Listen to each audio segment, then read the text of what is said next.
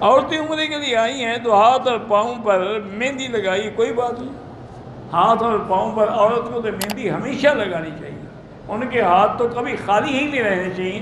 اصل حکمت یہ ہے کہ ان کے ہاتھوں کا رنگ بھی کسی کو نظر نہ آئے کہ گورا ہے یا کالا ہے، مہندی لگی ہوگی تو چھپ جائے گا نا۔ کہتے جی آپ کہاں پیدا ہوئے تھے؟ کیا کرو گے بھائی، ویسے میں مکے میں پیدا ہوا تھا۔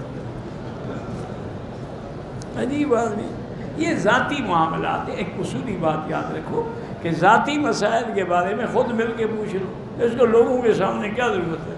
اب میں خامخواہ بزرگ بنوں گا نا کہ میں مکے میں پیدا ہوا، حالانکہ مکے میں تو ابو جہل بھی پیدا ہوا ہے۔ دعا کرو اللہ قبول کر لے اور اللہ ایمان پہ رکھے۔ لوگ کہتے ہیں حضور کا سایہ نہیں تھا، انہوں نے حضور کو دیکھا تھا، جھوٹ بولتے ہیں۔ حضور بشر تھے، انسان تھے، جیسے ہر انسان کا سایہ ہے، حضور کا بھی سایہ تھا۔ اپنی مشکلات کو حل کرنے کے لیے طواف کر سکتے ہیں، کیونکہ اللہ کا حکم ہے کہ جب مشکل ہے نماز پڑھو، تو طواف بھی تو نماز ہے نا۔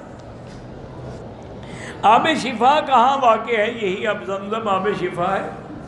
میری بڑی بیٹی کو اسقاط حمل ہو جاتا ہے، بہرحال آپ سورۃ الرحمن بھی پڑھتی رہیں، اور اسقاط حمل کے لیے ایک آیت ہے ان اللہ یمسک السماوات والارض ان تزولا۔ یہ آیت آپ قرآن میں دیکھ لیں، اور اس آیت کو ہر نماز کے بعد 7 دفعہ پڑھ کے دعا مانگتے رہے تو پھر حمل نہیں ہوگا، اسقاط نہیں ہوگا۔ اکثر کاموں میں رکاوٹ ہوتی ہے۔ میں جب مولوی کے پاس جاتا ہوں تو کہتا ہے کہ تمہارے ستارہ گردش میں، ستارے مولوی صاحب کے گھر میں ہیں یا دیکھ رہے ہوتے ہیں، ان کا اپنا ستارہ گردش میں۔ یہ اچھا مولوی ہے، خبریں ستارے مجھے دیتے تو منجم ہوا، مولوی تو نہ ہوا نا۔ مولوی تو قرآن حدیث کی بات بتائے گا۔ بالکل کفر و شرک ہے ان پر اعتماد کرنا۔ جب میں نماز کا ارادہ کرتی ہوں دل میں وسوسے آتے، کوئی بات نہیں، جب اللہ نے معاف کر دیا ہے تو تم کیوں فکر کرتی ہو؟ بار صورت ہر نماز کے بعد آخری جو 2 صورتیں ہیں نا، قل اعوذ بالفلق اور قل اعوذ بالناس، 3 دفعہ پڑھ کے سارے بدن پہ ہاتھ پھیر دیا کریں۔ کیا جنگلوں اور مزاروں قبرستانوں کے درختوں سے شہد اتار سکتا ہوں؟ میری حلال، بالکل حلال ہے، جو کچھ ملے قبروں سے اٹھا لو، ان کے کام کا تو ہے ہی نہیں نا، وہ تو فوت ہو گئے ہیں۔ یا مردے آ کے شہد کھائیں گے؟ اچھا ہے کوئی زندہ کھا لے۔ نماز چھوڑنے والا مشرک تو انشاءاللہ نہیں ہوگا، لیکن امام احمد بن حنبل فرماتے ہیں کہ وہ کافر ہو جاتا ہے۔ من ترک الصلاۃ متعمدا فقد کفر۔ وہ تو فرمایا ولا تکونوا من المشرکین، یعنی مشرک جیسے نماز نہیں پڑھے تم بھی تو وہی کام نہ کرو نا۔ میری بیٹی 14 سال کی ہے، کچھ دن سے اس پہ اثر ہے، اس کے کپڑے بھی الماری میں کٹ جاتے۔ اکثر تو میری بیٹی یہ فراڈ ہوتا ہے، دھوکہ ہوتا ہے۔ تم پہلے بچی کی تحقیق کرو، سب سے پہلی بات یہ ہے کہ اس کا موبائل لے لو، اس پہ اس کے سارے میسج چیک کرو، آپ کے سامنے انشاءاللہ حقیقت کھل جائے گی کون سا جن ہے جو موبائل کے ذریعے اس کو تنگ کر رہا ہے۔ سنی لڑکی کی شادی کسی شیعہ سے نہیں ہو سکتی۔ اللہ پاک نے بیٹیاں دی ہیں، اولاد نرینہ کے لیے دعا کرتے رہیں، رب لا تذرنی فردا وانت خیر الوارثین۔ زیر ناف بال جو ہیں کم از کم 40 دن زیادہ نہ گزرے ہیں۔ بڑھاپے میں اگر قوت نہ ہو تو آدمی کیا کرے؟ کچھ بھی نہ کرے، بڑھاپا ہے۔ بھئی جب تم بوڑھے ہو جاؤ گے تو بیوی بھی تو بوڑھی ہو جائے گی، تو غم کس بات کا ہے؟ میرے ایک دوست تھے، بہت اچھا خطیب تھا، اللہ اس کی قبر میں رحمت کرے، مولانا بشیر اختر صاحب الہٰبادی، لیکن بہت ہی مذاق کرتے تھے۔ ایک دن میں نے اتفاق سے پوچھا، میں نے کہا اختر صاحب آج کل کیا حال ہے؟ کہتے جی کیا حال ہے، ایسے سو رہے ہوتے ہیں جیسے بہن بھائی سو رہے ہیں، نہ مجھے خارش ہوتی ہے نہ اس کو ہوتی ہے، تو کیا کریں؟ اور بہن بھائی والی بات ہی ہوئی، ہنس کے مر گئے، بڑے علماء بیٹھے تھے۔ میں نے کہا یار، تو کہتے آپ نے کیوں پوچھا؟ میں نے کہا میں نے آپ کا پوچھا تھا کیا حال ہے، یہ تھوڑا پوچھا تھا کہ تمہارے گھر کا کیا حال ہے۔ ہمارے گھر میں پریشانیاں ہیں تو پریشانیوں سے بچنے کے لیے استغفار کیا کریں اور اللہ سے دعا کیا کریں، رب انی مسنی الضر وانت ارحم الراحمین۔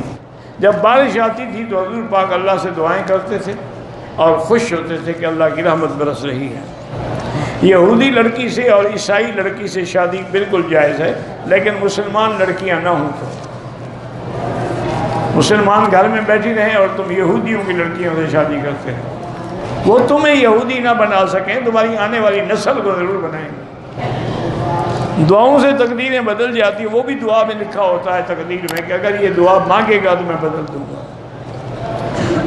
بندہ جو دنیا سے چلا جاتا ہے، مرنے سے 40 دن پہلے اس کو پتہ لگ جاتا ہے، کسی کو پتہ نہیں لگتا، اچانک 1 سیکنڈ میں فوت ہو جاتا ہے، پتہ کیسے لگتا ہے؟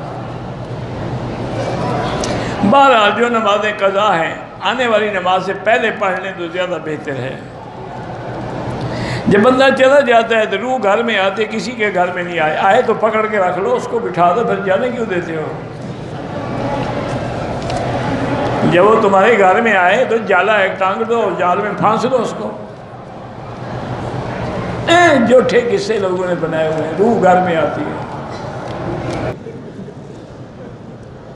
اگر اکیلے نماز پڑھیں تو اکیلے اذان بھی دے دیں، تکبیر بھی کہہ دیں، کوئی حرج نہیں، ثواب ہی ہے۔ زکوٰۃ کی رقم جو ہے ایک فرد کو دے سکتے ہیں، جبکہ اس کے بیوی بچے وہاں دے سکتے ہیں۔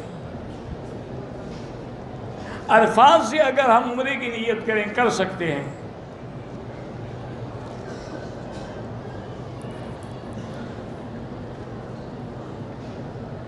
کہتا ہے کہ ایک عورت کا شوہر سے روٹھی ہوئی تھی، بہنوں نے منوانے کے لیے اس کے لیے تویز لی ہے اور پتہ نہیں چائے میں ڈال کے پلائے، اب وہ وہم کی مریض ہو گئی ہے، چلو ایک بلا سے نکلی دوسری میں مبتلا ہو گئی۔ اچھا فیصلہ کیا تو، اور کوئی بات نہیں، کوئی بیماری نہیں، سائیکٹرسٹ ڈاکٹر کے پاس جائیں تو وہ انشاءاللہ دوائی لکھ دیں گے تو 2-3 دن میں ٹھیک ہو جائے گی۔ میرا بھائیوں کے ساتھ آبائی گھر ہے، اس کے علاوہ 5 اور 10 بندے کے مختلف اضام پلاٹ بھی ہیں، جن میں سے کسی ایک میں گھر بنانے کا ارادہ ہے۔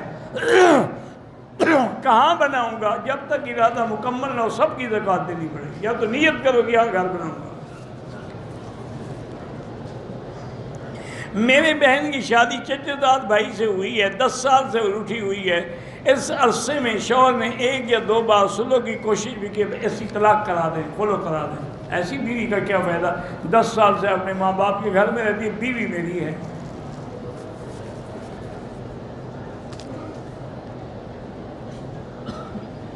حضرت لقمان کو بھی علیہ السلام کہہ سکتے ہیں، کہہ سکتے ہیں میں تقریباً روزانہ 2 رکعت نفل پڑھ کے والدین کو بخشتا ہوں، ٹھیک ہے، اچھا کرتے ہیں۔